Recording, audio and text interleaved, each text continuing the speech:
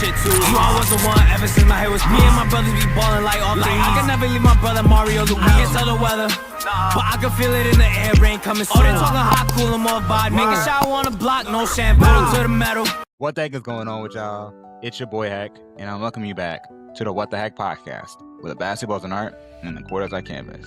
In this episode, with the draft just passing, we're going to be going over one interesting prospect, to say the least. Darryn Peterson. If y'all don't know anything about Darryn Peterson was the second overall pick drafted by the Utah Jazz. And honestly, he is a walking bucket. He is drawing comparisons to Kobe Bryant and Devin Booker. So because of that, I gotta sit there and prove the people right.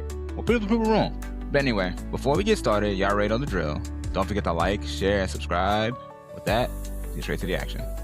To give a briefing about Darryn Peterson is a 6'6" combo guard who draws comparisons to Devin Booker and Kobe Bryant. I see it, but not really. He has good size, good length, the prototypical measurements of a two guard of the NBA. And when you watch him play, you can sit there and see his ability to play his own shots, his pause, and it's like he knows how to put the round thing in the round thing. But there's some room for growth for him. But I'm gonna sit there and say this: he's going to be an interesting prospect to see, especially for the Utah Jazz, because they need a scorer.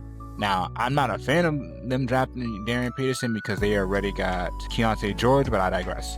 What are his strengths? Prototypical size. Him being 6'6" with a 6'10" wingspan, he can guard 1s, 2s, and 3s, effectively. 4s and 5s, not really, because that's where you need to be in the weight room for, but being able to guard 1s and 2s and 3s on the perimeter, if he decides to dedicate himself to that, is a massive advantage for him early on. 2, shot creation and scoring. He is a bucket. He gets buckets. He's a bucket. He can score from the rim. He can score from the mid-range area. He can score from the three-point line. He's a solid free throw shooter. Any way he wants is any way he gets. And 3, defense. I will sit there and say this: everybody can play defense until you have to play defense. And him being 6'6" with his size and his frame, and from what I've seen in college, he can guard. But guarding college athletes and guarding pro athletes are two different things, especially if you have to score 30 on the other end. What are his weaknesses? Health and durability. Even in this game where he had 32, he didn't finish the whole entire game. A lot of his issues was his cramps, whether it be in lower body injuries, whether it's his ankles, his feet, his hamstrings, etc. A lot of it came to find out, they believe that it's due to the fact that he's over-indexing creatine, but I don't know. Only Kansas knows, only Darryn Peterson knows.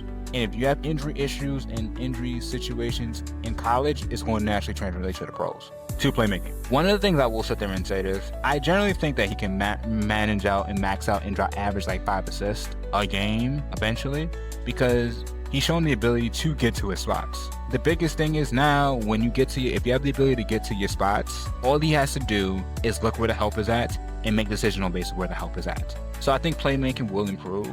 But as of right now, that's something that he can work on. And 3, athleticism and finishing around the rim. A lot of times, he's quick as you know what, but as above the rim finisher, he doesn't have AJ Demanc's bounce. He can dunk.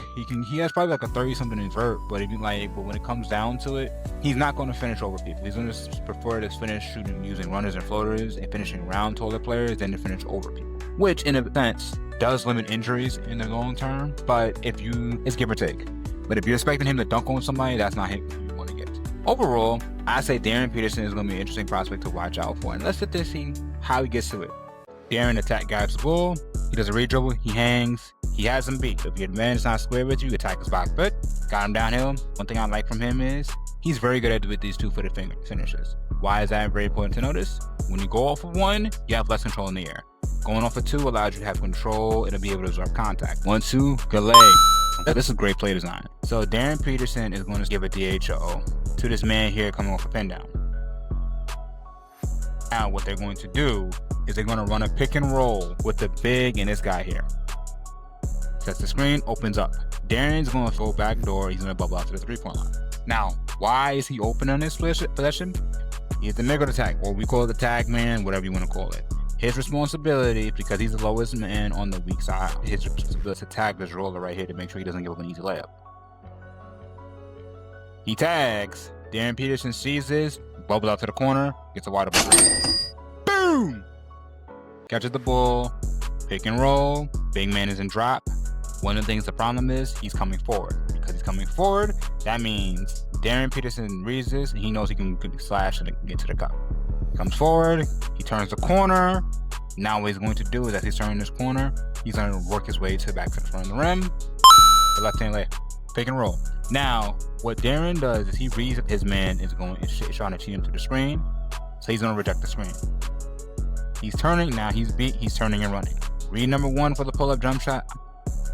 When you have the guy's hips or the guy's pelvis facing towards the baseline, that means he's running to cut you off and he's beat. So that means you have time to pull up and do a step back. Same here. He has him beat. He stepped back, his momentum's carrying forward.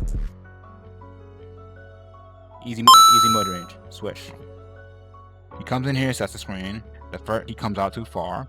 Darryn sees it. He's going to blitz it, then he's going to throw it out. The most important thing when you're splitting double teams or splitting gaps like this is the ball. Once you are able to get the ball through, you can easily get the body through it.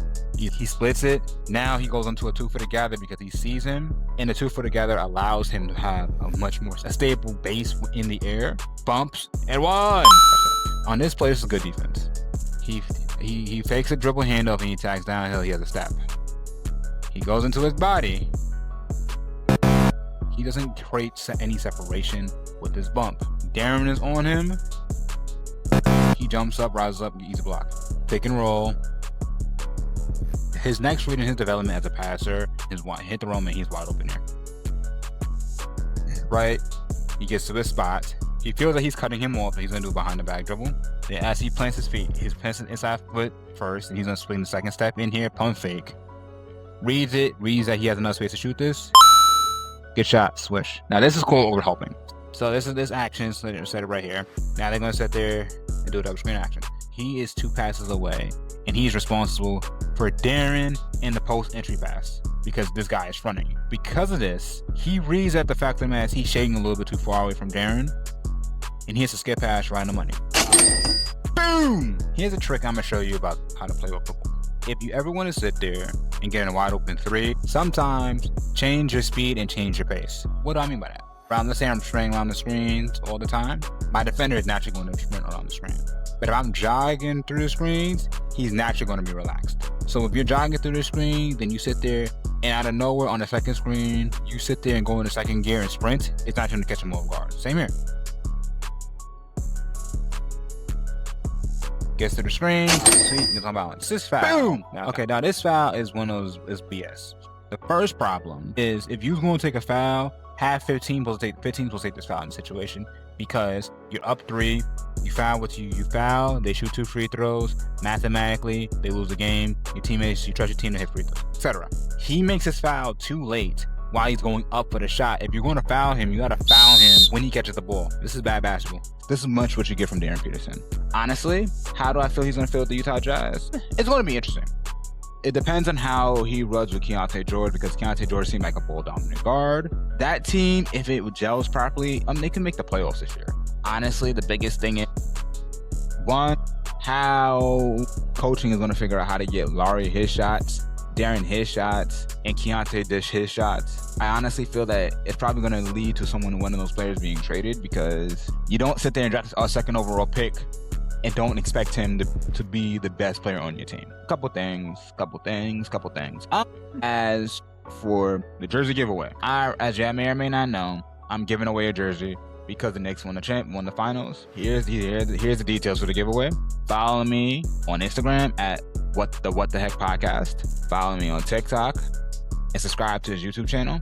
And you'll be put in a sweepstakes to win a free jersey. You do all 3, DM me done, and I will be doing a giveaway either my next podcast episode. So probably going to be the 15th or the 20-something, the 22nd. I get to you. This is my first give. I'll get to you more on the details on a later episode. But listen, keep tapping in. Thank you for the continued support always. I'm trying to get to like 300 subscribers. But without y'all current support always keeps me going. So thank y'all for that. But hey, man, thank y'all for tuning into the What the Heck podcast. Don't forget to like, share, subscribe. I love y'all. I appreciate y'all. Y'all know the drill. We turn down.